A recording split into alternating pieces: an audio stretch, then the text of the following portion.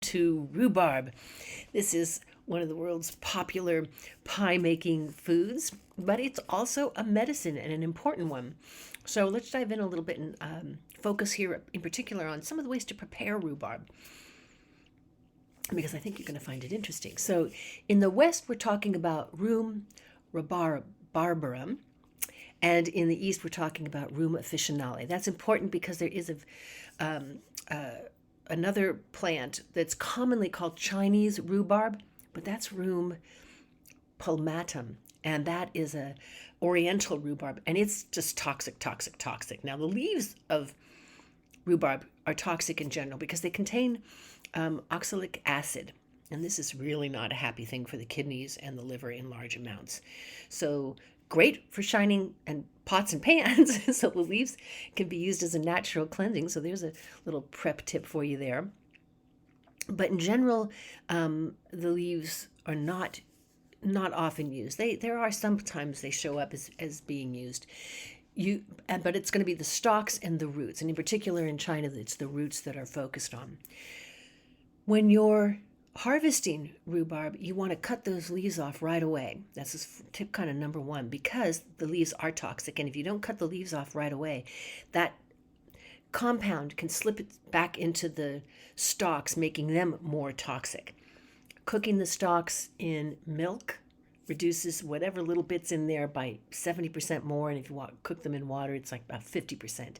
Stalks don't have a lot of it. Obviously, we eat rhubarb pie all over the place, and in Scandinavia, Norway, Finland, Iceland, the tender young stalks are just often just dipped in a little bit of sugar as a treat for kids.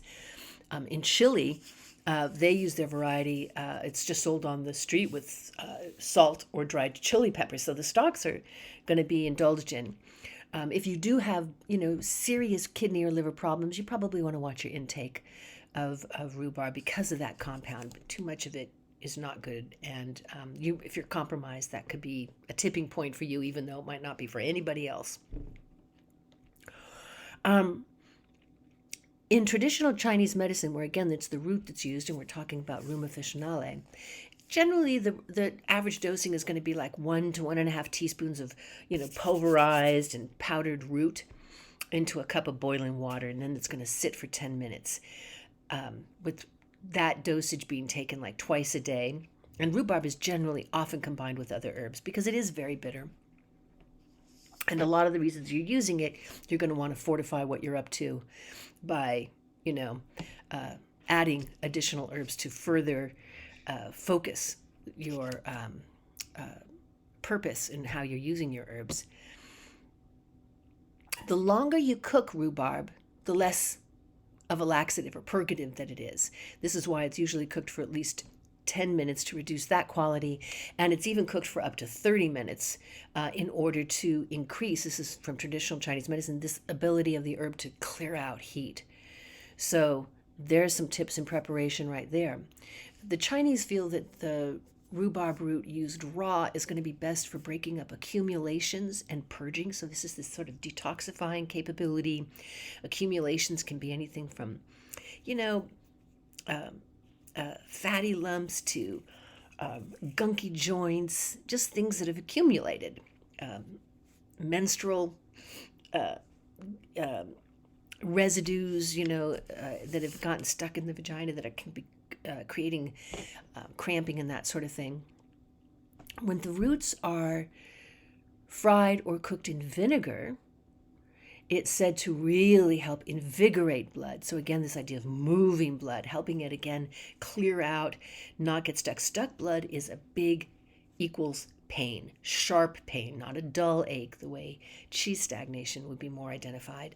But when you're getting into sharp, nasty pain, such as can happen with trauma or more depthful conditions, even sometimes really bad menstrual cramps, now you're talking about wanting to fry this root or cook it in vinegar to help move the blood more.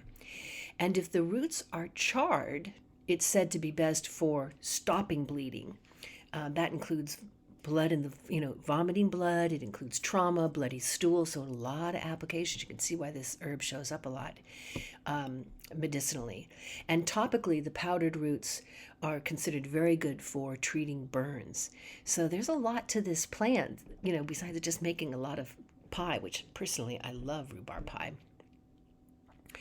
Now, it's a bitter herb, so you're going to usually combine it, like I was saying, in Scandinavia, they're going to dip it in a little sugar, or if it's going to go more to the savory side, you're going to be adding some salt and, chili peppers to help it. And you can even make wine from rhubarb. It brings out a little bit of its bitter quality, because generally it's sour quality, which is usually kind of in the background. And it makes for a really refreshing cold juice drink that's lovely in the summertime. So there you have it, a few tips on how you can be using rhubarb, thinking about it in a new way. Watch out for those leaves that contain lots of that toxic oxalic acid.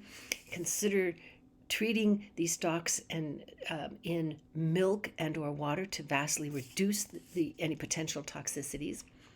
And have some fun enjoying what is not just a culinary herb, but also a medicinal one.